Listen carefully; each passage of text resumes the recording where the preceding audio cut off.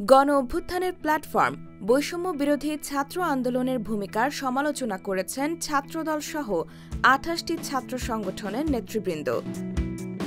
তারা বলেছেন, অভ্যুত্থানের পর থেকেই বৈষম্য বিরোধী ছাত্র আন্দোলনের নেতৃবৃন্দ ছাত্র জনতার অভ্যুত্থানে অংশগ্রহণকারী ছাত্র সংগঠনগুলোকে অপরায়ণের দিকে ঠেলে দিয়েছেন।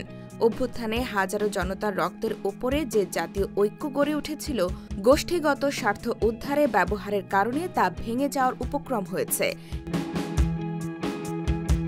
এ সময় নেতৃবৃন্দরা হুঁশিয়ার করে আরও বলেন, আমরা মনে করি অভ্যুত্থানের মধ্য দিয়ে গড়ে ওঠা এই জাতীয় ঐক্যে যদি ভাঙনের সৃষ্টি হয়, তার দায় বৈষম্য বিরোধী ছাত্র আন্দোলনের নেতৃত্বরা কোনোভাবেই অস্বীকার করতে পারবে না।